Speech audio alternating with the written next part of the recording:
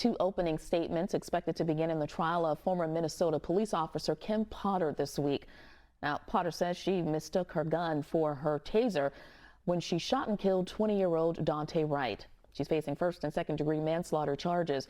A mostly all-white jury has been seated. Opening statements are again expected to start this week. The second week of testimony in the Jussie Smollett trial will also resume. The actor is accused of hiring two brothers to stage a racist and homophobic attack. It's not clear whether the star will take the stand in his own defense. Those two Alessandro brothers who made it clear that there was not only an attempt by Jussie to plan this out, but that it was carried out. Joining us now to continue the conversation, we have Florina Altshiler. She's the lead attorney of Russell and Gould, and also attorney and former prosecutor Marie Pereira. Welcome back to BNC Live, ladies. It's a pleasure to have you. All right, so let's start with the Kim Potter trial. How can a majority all-white jury potentially impact the outcome of this trial? Let's start with you, Florina. Welcome back. Hi, thank you for having me. So really is not what should be at issue here.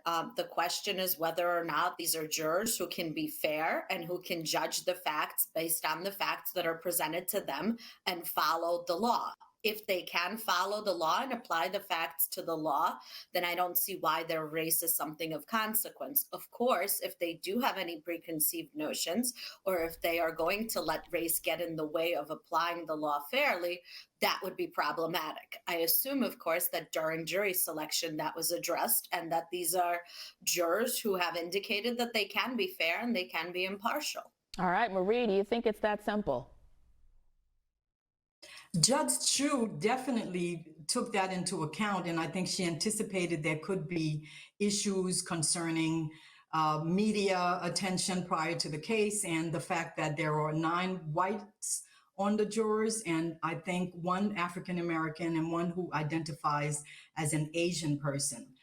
They definitely had questions for the jurors themselves concerning bias, feelings about police brutality, and I think that the jurors will be able to set aside their personal feelings and render an impartial verdict. At least they indicate on the stand during the jury selection that they will do it. All right, Florina, we'll go back to you. It's a stark difference, though, in contrast in terms of the makeup, considering the Derek Chauvin trial, which ironically is taking place in the same courtroom. Do you believe, so the role that the jury plays is a crucial role. You mentioned this earlier in our democracy. I mean, you mentioned race not playing a part, but just discuss the importance of having a diverse jury. Oh, having a diverse jury is absolutely important, but you have to remember that it's a right afforded to the defendant for the defendant to be judged by a jury of his or her peers. In this case, this is a white defendant who's being judged. So a jury that's comprised of mostly white jurors is not inherently unfair to a white defendant. This does play out as an issue when you have a Black defendant who's entitled to be judged by a jury of their peers, and you have an all-white jury judging a Black defendant. Certainly that brings up the question of, is this a jury of that person's peers? We have a white officers. I really don't see where the unfairness to the defendant is. Yeah, it's you made a great point, but it's all too often that we do see it when it is a Black defendant that the jury selection does not represent community members that reflect that person who was on trial. All right, so Marie, what's your take? Why are attitudes about police and overall policing in Black communities important for this trial? First, I want to admit something. I confuse the Kim Potter case, the jury on that case, and the judge on that case, because I made comments about that concerning your question with Mr. Smallett. It is not Judge Chu, and the jury is a different type of jury in the Smallett case. We didn't talk about Smallett yet. We didn't talk about Smallett. We've only been talking about Potter. Oh, we've only been talking about Potter. It's okay. So you know what? Since you're already on Jussie Smollett, let's just jump right to him, right? All right. So now the actor, He's on trial. Many defense attorneys are against putting their clients on the stand. I'm sure you both can agree with that, especially in high-profile cases. Does Smallett need to take the stand in his own defense?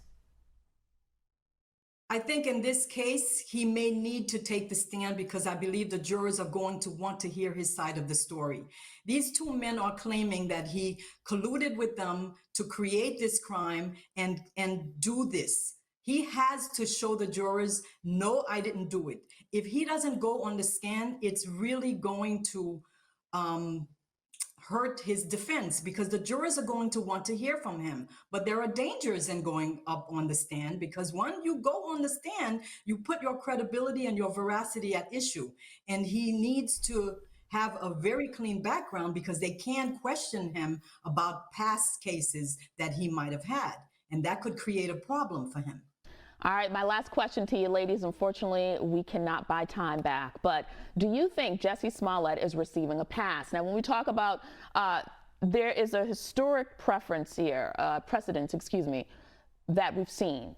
Some white people blaming black crimes on black people. And on a whole, as a community, we are outraged.